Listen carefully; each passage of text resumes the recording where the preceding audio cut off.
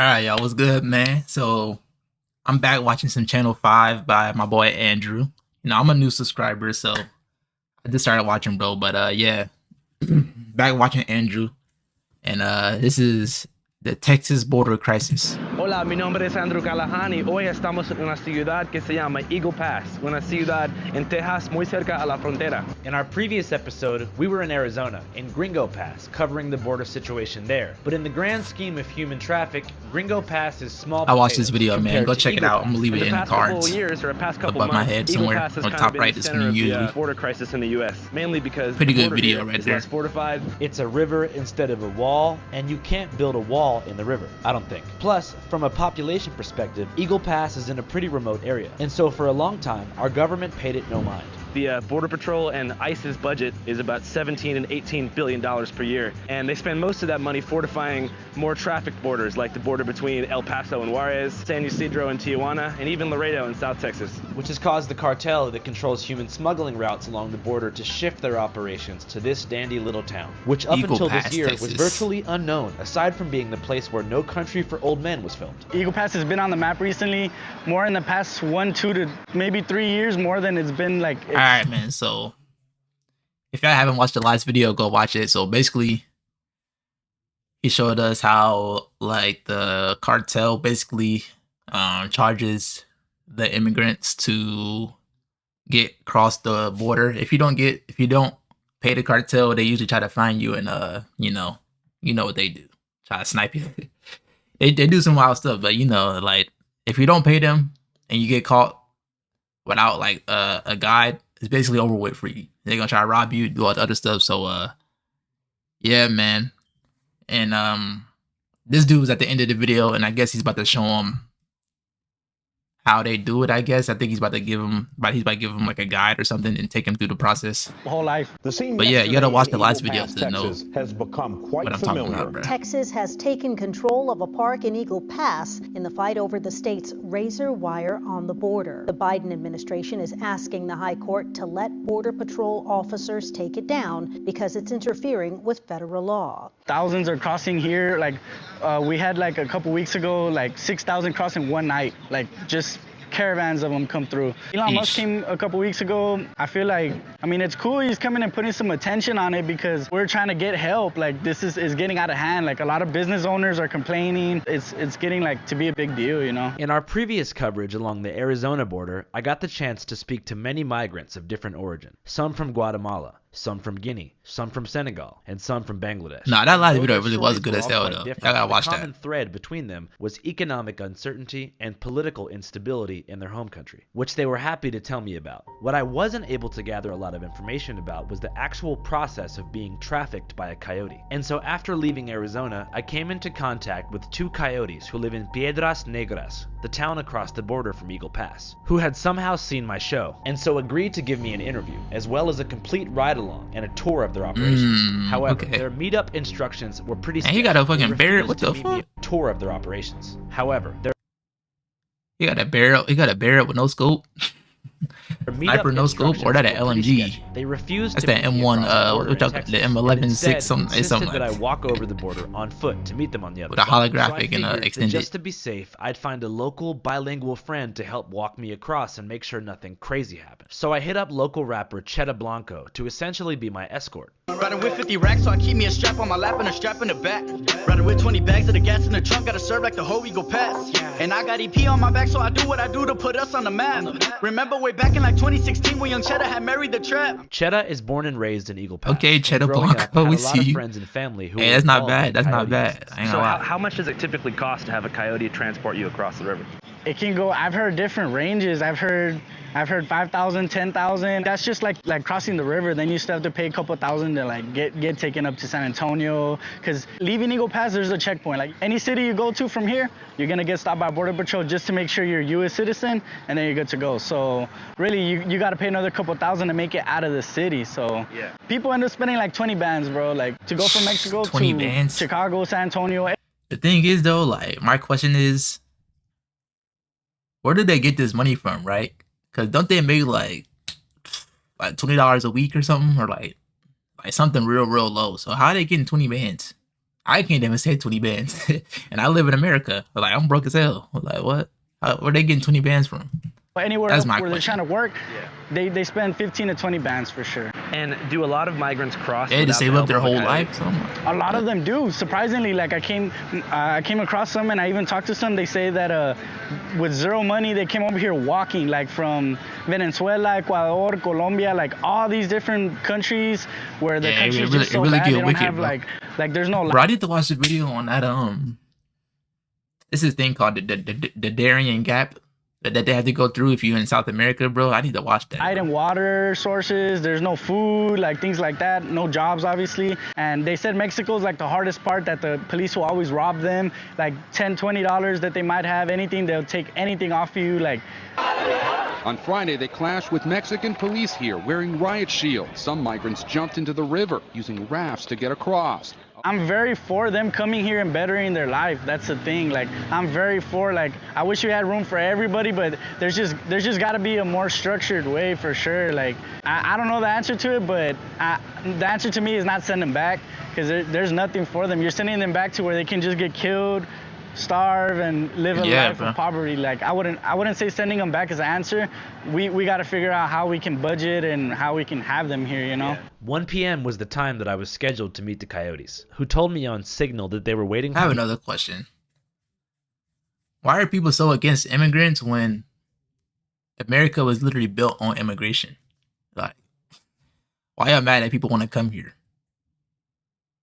I don't understand that either, man. Yeah, hopefully, y'all answer some of these questions for me in the Me comments, on bro. foot in a 'cause plaza across the I honestly bridge. don't know. Cheta told me it takes What's the no problem more with than 5 immigration minutes to get whenever- into Mexico from Eagle Pass. No border patrol, no customs. Most no of the people here We're are literally right at the immigrants. bridge, so Or couple their hundred family feet is over there is the immigrated river. from somewhere, We're gonna you know. walk over the river, over the bridge. Somewhere in their We're gonna meet up timeline. with a coyote, professional coyote. He's gonna take you through his route. You're gonna go probably like over some like desert areas. So basically, you're just gonna go through what an immigrant would have to go through without papers, for sure. How to cross into the United States with no papers. Let's do it, man. Let's do it.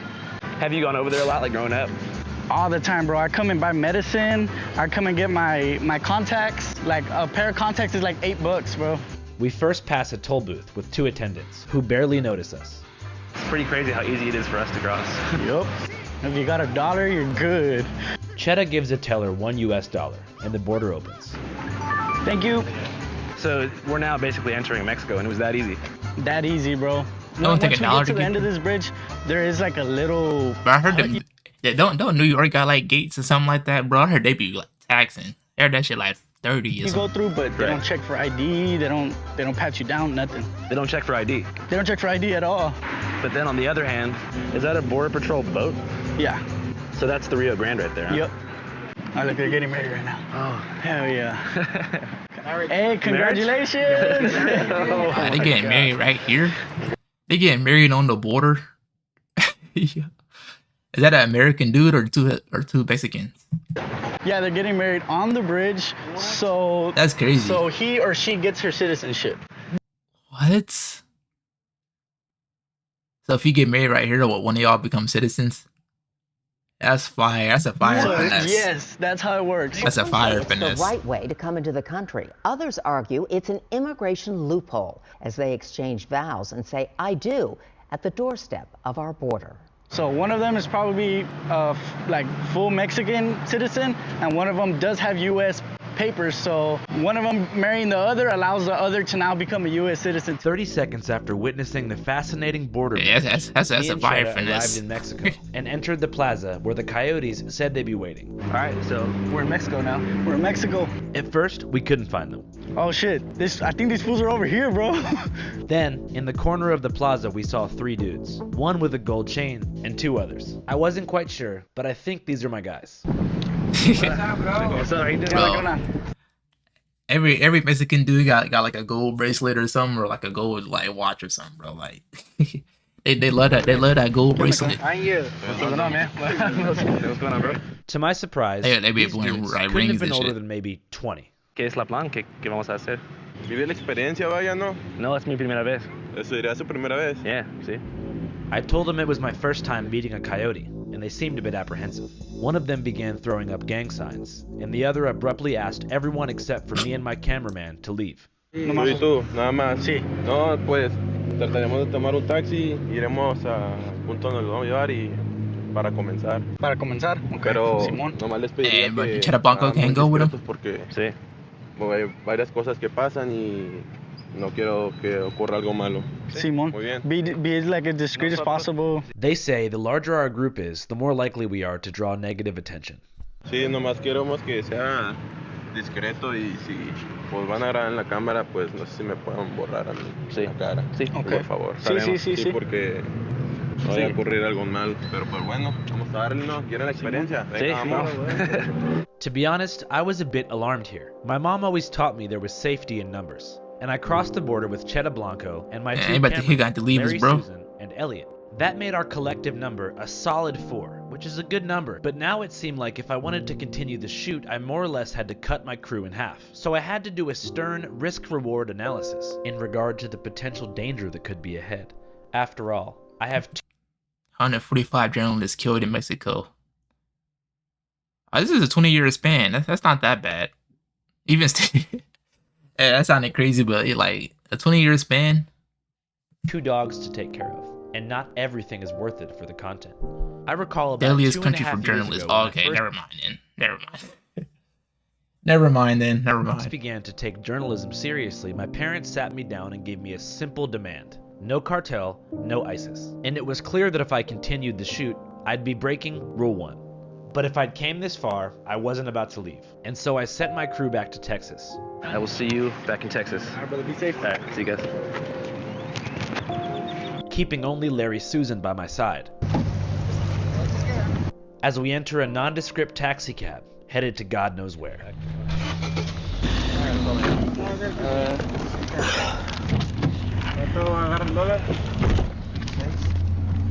The taxi begins driving, eastbound, away from the border plaza and into the heart of Piedras Negras. For some context, Piedras is generally considered to be a pretty safe border town. It actually has the lowest homicide rate of any border town on the Mexican side. Nice. It is literally 10 times safer than Tijuana or Juarez. It's also where nachos were invented 80 years ago by a man named Ignacio Anaya, whose simple combination of cheese and tortilla chips irreversibly altered the course of history. Plus, according to the US State Department's travel advisories, Coahuila, which is the Mexican state that Piedras is in, has a level 2 travel advisory, which means to exercise increased caution. So that's what I did. After all, there was no backing out at this point. We were in the complete custody. I want to see that. That's what I What's the red? as a What's the level red 2 part? department's travel Do not travel. Sinaloa. Isn't that where this is where Arab was? I think in Sinaloa. Yeah, this is the Brazilian gang, I think. advisories. Coahuila, which is the Mexican state that Chihuahua? Piedras is in, has a level 2 travel advisory, which means to exercise increased caution. So that's what I did. After all, there was no backing out at this point.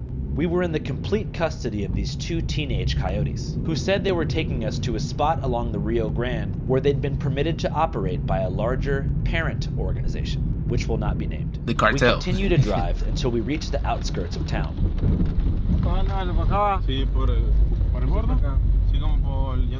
The coyotes direct the driver to pull off behind the OXXO, which is like the Mexican 7-Eleven. And soon, we're driving on a remote road past what looks to me like the projects or something. I'm not sure how to explain it. It looked like a trailer park built with concrete, if that makes sense. It's definitely the projects. This looks like South Central or something. Abruptly, we're instructed to immediately get out of the car, which is alarming and Why don't this house look like it looked like Don't Be a Menace or something, honestly bro. quite disorienting, given the fact that I assumed we were going to the river. But still, my options for escape are pretty limited, so I figured it was time to just play it cool and do an interview. Officer, allá en el lado americano, Sí. es Army, también hay en el lado mexicano. Ok. Y eso también nos puede causar problemas a nosotros. Sí, yo entiendo. ¿Es peligroso o no? Es muy peligroso porque Es muchas muertes. peligroso, pero sabemos. Sí. Es peligroso para la gente que no sabe. Para las hijos y abuelas como eso. Sí. Sí. Sí, nos ha pasado a nosotros. Bad que things that happen hemos when you try to cruzado cross niños. They say that in terms of crossing the river, the shorter you are, the more dangerous it is. On a typical day, the Rio Grande is about 4 feet and 9 inches deep, which is just above the average height of an 8-year-old. And over 58% of Mexicans reported not being able to swim, so it's very possible for young migrants below the water depth to drown if they lose footing. Upon further research, I learned that most of the world actually cannot swim, and there's a direct correlation between socioeconomic. How many of y'all can't swim, bro? I didn't learn how to swim till I was like, I think I was like 12, bro. I did not know how to swim. I learned from the doggy paddle. I hopped in a 5 feet pool to start doggy paddling. And then I learned how to swim, bro. What age was y'all, bro? Economic status and swimming ability. For example, in Norway, where the median household income is $45,000 US, 97% of people can swim. But in countries like Bangladesh, Guatemala, and Guinea, where many of these migrants come from, that number is below 20%.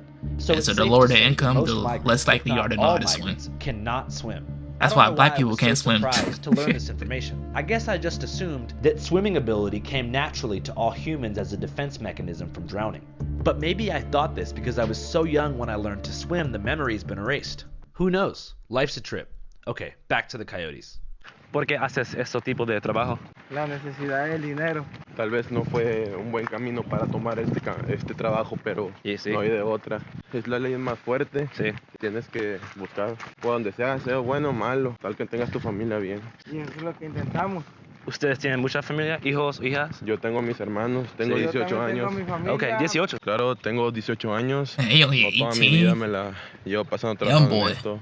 Pues digo, fue difícil más que nada, va. Pues vayas, tengo 18 años. Sí. Hay chavos de 13, 14, acá hacen lo mismo, va. Damn, 13-year-olds is out here. Hay mucha gente, hasta da tristeza que miro en los periódicos, noticias, gente muerta, ahogada. He says that while this job is lucrative, seeing how many migrants drown in the river has taken an emotional toll on him. 3 migrants have died near Shelby Park in Eagle Pass. No joke, bro. A woman and 2 children drowned in the Rio Grande River. 4 migrants, including an infant, have drowned in Eagle Pass. Again, it's unclear what can happen at any moment, and this is the risk that these people take. And, you know, sometimes there's kids involved. He says that he tries his best to keep his clients safe, but the river is unpredictable, and so oftentimes there's nothing he can do to save them, particularly if they've been carried away by an undercurrent. El agua es peligrosa. Hay veces que sube y baja. En el agua, que abajo del agua se hacen remolinos y te arrastran para abajo y tú ya no tienes forma de salir. They say that almost all migrants are well aware of the risks, but still cross the river anyway. Porque, pues, vaya, todos quieren el sueño de estar allá en Estados Unidos. ¿Por qué hay el sueño como eso?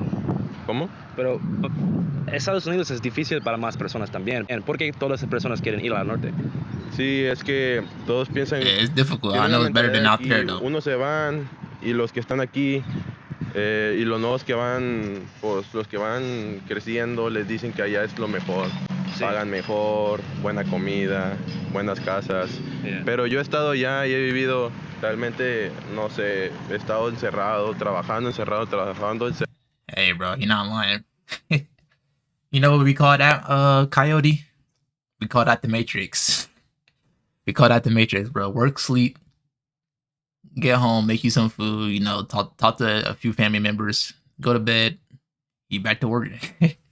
Back to work, man. It's the Matrix, bro. Cerrado, es lo único. Pero pues de algo sí sirvió, pues es lo único que voy hacia allá es ganar dinero. Sí. I bet it's still easier to Mexico, bro. Estados Unidos también? No, realmente ya no. Ahorita I commend on him. Aquí. He says that he has no desire to immigrate into the U.S. Having worked a minimum wage job in San Antonio, he feels that many migrants who cross the river have an unrealistic expectation of what their life will be like in the U.S. But nonetheless, he doesn't challenge their fantasies or try to give them a reality check. Instead, he takes their money. After all, behind importing drugs, trafficking migrants is the most lucrative trade in town. ¿Cuánto cuesta en típico para personas? Pues es que ahorita hay mucha gente haciéndolo. ¿Cómo te puedo decir? Hay variedades. Sí.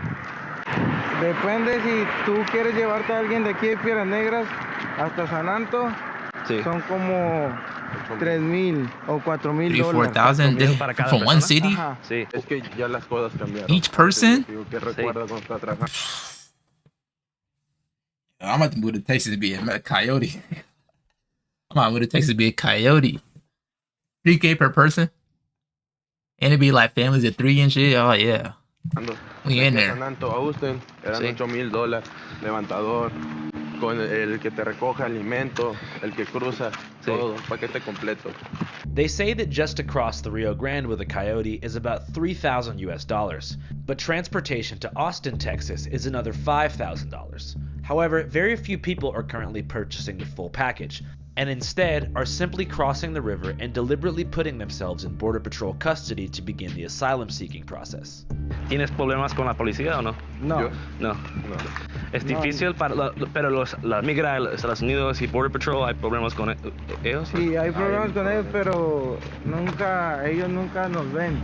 They say that they're probably gonna catch you one day. And municipal police turn a blind eye to their activities. But the US Border Patrol has been very vigilant, and so we're heading to a place with far less Border Patrol presence than the port of entry. This, while safer for them, has a lot of negatives for migrants. Despite generally being portrayed in a negative light by the media, Border Patrol's job isn't just to apprehend and detain migrants. It's also to save them. Since 2014, Border Patrol has successfully executed over 25,000 rescues of migrants, many of whom are often found actively drowning in the river in Texas, which unfortunately happens almost every other day in the Rio Grande. Mira, te voy a contar algo. Un día íbamos that shit really is dangerous, bro. Un camarada, el que nos enseñó. Íbamos normalmente y pues eso es obvio, varios tienen muchas brechas, vaya. Sí. Y pues encontramos un cuerpo ahí ahogado. Sí. Eso me hizo sentir como miedo. Sí. A todos. Cuando miras a una persona muerta, es miedo. Le calculaba unos 32. Oh God, bro. When you see a dead person, bro, like it just gives you like a cold feeling, bro. You just be like, whoa, like they really have no life in them, bro. Like that's why I don't like going to funerals. Like I've been to like maybe like 1 or 2 funerals in my life, bro, and like I hated both of them, bro. Like I just want to get out of there, bro. It just don't feel right. 35, ya estaba descompuesto. It really just don't feel right. Si lo miraba muy bien, tenía como 3 días ya ahí ahogado, tirado. ¿Ustedes trabajan para ustedes o tienes una boss? No, normalmente teníamos una base. Nosotros somos los boss. Okay, sí. Nosotros somos los boss. They say they used to work for a larger parent organization in the area, but after many years of loyalty and good faith, they've been permitted to work on their own, so long as they're not stealing clients away from the larger parent organization. As we continue to walk, I ask them if they see themselves as criminals. They say no. No, they're not criminals, no. Yo soy I don't una think they're persona. criminals. Hago cosas malas para hacer las buenas. Sí. O creo que sí dice, hago cosas malas que parecen buenas. ¿Crees en Dios? Creía en Dios. Mucho creía en Dios. Yo sí. Yo sé que existe, pero yo soy voto a la Santa Muerte. Oh. Sí. Like many people involved in Mexico's criminal underworld, these coyotes worship a deity called Santa Muerte, aka the Holy Death, the most controversial saint in the Catholic. Is it Grim Reaper? Is the Grim Reaper? Like what? Faith. Primeramente, siempre me encomiendo a Dios. Mi Santa Muerte, cuando usted quiera me voy. Perhaps known most recently as being portrayed in Breaking Bad as the god worshipped by the Salamanca twins, Santa Muerte, along with Jesus Malverde, are generally portrayed by the media as being narco saints. However, this is not the full picture. She's worshipped by many different groups in Mexican society who are living on the margins, where death is a constant force, and sometimes an inevitability, such as those living in an area that is constantly besieged by violence, those suffering from terminal illness, or, much like the adherents of the Satanic Temple in America, by contrarians who detest the influence of rigid Catholic values on Mexican society. A lot of people join to some level to be. Bro, just look at that one Apex dude. What's his name? He look at that one dude that played Apex. Oh my, what's his name, bro? Is it Hassan or something? Bro, Darien? So that's it's he no look surprise like, bro. that the Catholic Church I forgot his name. officially condemns and rejects Santa Muerte. The Vatican referred to it as a devil, a demon, and an insult It to looks the like a Christian demon, faith. I'm gonna But on lie. a larger cultural level, it's not supposed to symbolize the worship of death, but I think it's instead a symbol of hope, to help people deal with the existential dread that death can bring. Santa Muerte asks her worshippers to cherish death instead of being afraid of it. She asks that we not fear mortality, but accept it as all of our shared fates. Okay. And reminds us that death is not the end, but actually the beginning to the afterlife. They worship the It's Grim thought Reaper. that the first appearance of a death deity or skeletal Grim Reaper type figure emerged in medieval Europe in the wake of the Black Plague, which killed a third of the continent's population in under a decade. But there was also an Aztec deity called Moctlan the god of death, who was often appeased during ritual human sacrifices performed by the Aztecs, who, along with the Mayans, controlled most of Mexico until 1521 AD. So, this god of death figure existed in both Spanish colonial and pre-colonization indigenous religions, but almost fell into cultural obscurity until the Mexican drug war began in 2006, leading to a collective 360,000... He's smoking a joint at the apple. Hold on. He trying to go crazy. To a collective he trying to go crazy. 360,000 homicides. Anyways, back to I ain't never did that before. I seen somebody do it, but I've never done it myself. Ahorita mi familia son de Michoacán. Ellos son ellos. Y tú trabajas aquí y después la dinero das a tu madre y papá y hermanos. Tengo hermanos y mi mamá. Lamentablemente mi papá falleció, pero eso no me agüita, que pues lo único que pienso es de que quiero que mis hermanos estén bien, que no agarren, que no miren un mal camino como yo lo estoy haciendo. Hey, that's what most people do it for, bro, so they can help out their family, bro. ¿Ese tipo de trabajo? Miedo. Sí. Everybody need money in the whole world, bro. Money, hey, when they say money runs the world, it definitely does. Todos tenemos miedo, todos. Pero si no agarras el miedo, lo tomas, él te va a comer. Sí. Él te come. El miedo es puramente la mentalidad. Nunca no se ha topado de que, no sé, un vato muy fuerte adelantó un carro. Sí. Un auto muy pesado. Es pura mentalidad. Pues la mentalidad es la que te está comiendo. Vacas. Vacas. What the fuck? This is some wild cows. Tell me. Vacas. Vacas. Vacas.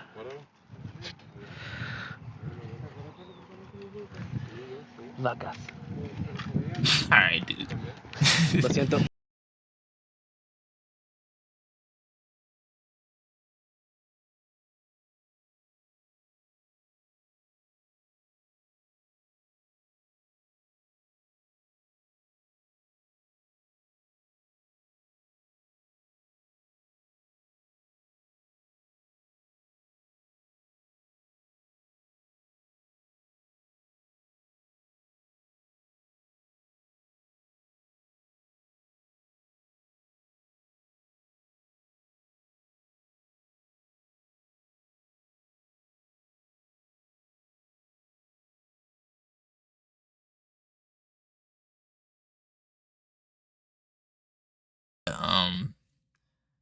Not gonna lie, I can't afford your Patreon. I can't afford your Patreon, but hey, it's a good video though. It's I like documentaries type stuff. I like learning. So yeah, man. Shout out to y'all. Thank you for watching.